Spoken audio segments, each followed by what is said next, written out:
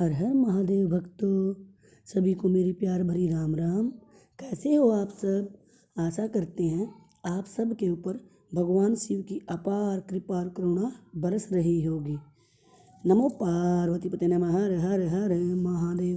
संतजनों, भक्तजनों, आज हम भगवान से बात करने के विषय में चर्चा करेंगे कि हमें अपने प्रिय इष्ट देव से अर्थात भगवान शिव से, जिसे आप प्यार करते हैं, भगवान अनेक स्वरूपों में हैं और सब भगवान के अलग अलग स्वरूप से प्रेम करते हैं। तो हम आज इस विधि पर चर्चा करेंगे कि भक्तजनों को भगवान से बात कैसे करनी चाहिए। जो भगवत प्रिय संत हैं वो भगवान से बात करने की विधि बताते हैं। भगवान से सच्चे मन से बात कीजिए। हम जब भी भगवान से बात करते हैं तो बिल्कुल निश्चल निष्भाव का प्रेम होना चाहिए। सबसे पहले भगवान से प्रार्थना करें, हे नाथ, यदि आप मुझे इस बुरी अवस्था में देखना पसंद करते हैं, अर्थात यदि आप मुझे इन विकारों में, काम, क्रोध, लोभ, मोह, मत्सर, इन्हीं में और इसी सृष्टि में, संसार में घसीटते हुए देखना चाहते हो, तो इस प्रकार मेरे मन में निरंतर अशांति बनी रहने से ही आपका मन प्रसन्न रहता है। मतलब यदि आप मुझे, मैं इस संसार में विकारों में फंसा हुआ हूँ और यदि आप मेरा मन हमेशा अशांत रहता, हे नाथ, यदि मेरे मन में अशांति बनी रहने से ही आपको प्रसन्नता मिलती है, हे नाथ, आप बार बार मेरे आगे आते हैं और मैं आपका तिरस्कार कर देता हूँ। यदि इसी घृणित अवस्था में मुझे रखकर आप प्रसन्न होते हैं तो अपनी इच्छा पूर्ण करते रहो। यदि आपको मैं इसी अवस्था में अच्छा लगता हूँ और आपकी इच्छा ऐसी है कि मैं ऐसे ही रहूँ, तो आप अपनी इच्छा पूर्ण करते रहो। हे मेरे नाथ, यदि आप ऐसा चाहते हैं तो इसी में मेरा मंगल है, इसी में मेरा परम कल्याण है।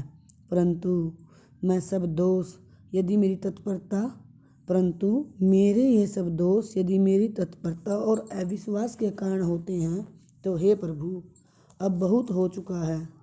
प्रभु, कृपा करके मेरे दोषों को मिटा दो। मैं अबोध हूँ, अज्ञानी हूँ, पतित हूँ। मुझे पता नहीं मेरे मन में दोष किस कारण से आते हैं, और जब मैं इन दोषों को दूर करने का उपाय करता हूँ या सुनता हूँ, तब भी मैं उन उपायों पर आचरण नहीं कर पाता हूँ। इसका कारण मैं नहीं जानता कि किस कारण मैं अपने स्वभाव को बदल नहीं पाता हूँ। इसलिए हे दया करुणा के सागर, अब मेरी ओर निहारिए प्रभु, मेरी तरफ भी कृपा दृष्टि करिए। फिर जो आपको उचित लगे आप करो। यदि मुझे शांति मेरी कमी के कारण नहीं मिल रही है, तो हे नाथ, इस कमी को इसी क्षण मिटा दो।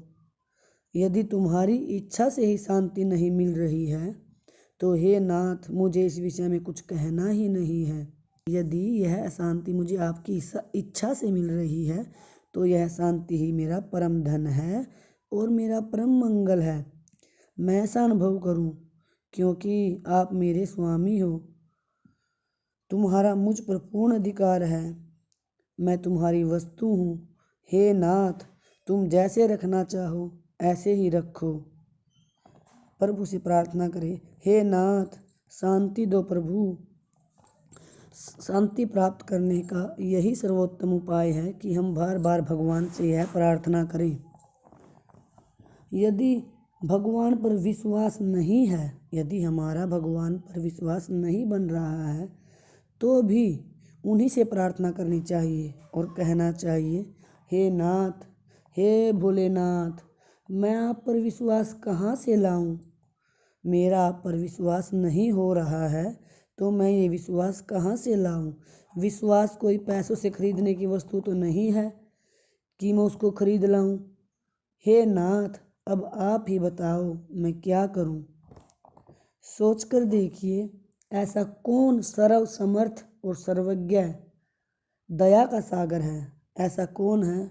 वो हमारे परमपिता भगवान शिव ही हैं।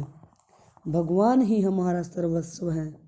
काम, क्रोध, लोभ से तंग आकर भगवान से कहिए, हे प्रभु, क्या ये विकार आपसे अधिक शक्तिशाली हैं? और हे नाथ, आप ये जानते भी हो कि ये विकार मुझे परेशान करते हैं। क्या आप में इन विकारों को मार डालने की शक्ति भी नहीं है? हे नाथ, मैं नहीं जानता, फिर भी मेरी ऐसी गणित दशा क्यों है भगवान, मैं नहीं जानता। भक्तजनों, सार बात यह है कि आप भगवान से जुड़िए, चाहे सकाम भाव से या निष्काम भाव से। सिर्फ आप एक बार भगवान से अपना संबंध बना लीजिए। आगे का काम संवारना वो उनका काम है। सकाम और निष्काम दो भाव होते हैं। यहाँ पर सकाम भाव का अर्थ होता है भगवान से अपनी इच्छाएं पूरी करवाना। चाहे हमारी कोई भी इच्छा हो, हम सिर्फ भगवान से प्रार्थना करें कि हे प्रभु, हे भोलेनाथ, आप ये मेरी इच्छा पूरी कर दीजिए, तो ये सकाम भाव है। और निष्काम भाव का अर्थ होता है सिर्फ भगवत प्रेम, सिर्फ भगवान से प्रेम करना, बिना किसी इच्छा के। कोई भी साधक हो, जब वह भक्ति मार्ग पर चलता है तो वह सबसे पहले भगवान से काम भक्ति ही प्राप्त करता है। जब कोई साधक भगवान की तरफ भक्ति मार्ग पर बढ़ता है तो सर्वप्रथम वह भगवान से अपनी इच्छाएं पूरी करने के लिए ही प्रार्थना करता है। जब आप भगवान से जुड़ जाते हैं और उनसे अपने काम पूरे करवाने के लिए प्रेम से प्रार्थना करते हैं तो भी भगवान आपकी सभी इच्छाओं को पूरा करते हैं। वे करुणा निधान दया के सागर हैं। वो आपकी इच्छाओं को पूरा करते हुए भी आपसे प्रेम करते हैं। यही काम प्रेम भगवत कृपा से आगे चलकर निष्काम भाव को प्राप्त करता है और सर्वत्र भगवत प्रेम अनुभव करता है। भक्तजनों, आपको इसमें घबराने की बिल्कुल भी आवश्यकता नहीं है। आप भगवान की तरफ चलिए। यदि आप भगवान की तरफ एक कदम बढ़ाते हैं तो वो आपकी तरफ 4 कदम बढ़ाते हैं। आप सिर्फ प्रयास कीजिए। और जब साधक, अगर आपके मन में ये बात आती है कि मैं तो सकामी भक्त हूँ, तो भी घबराने की बात नहीं है। यह सकामता ही आपको भगवान से जोड़े रखती है।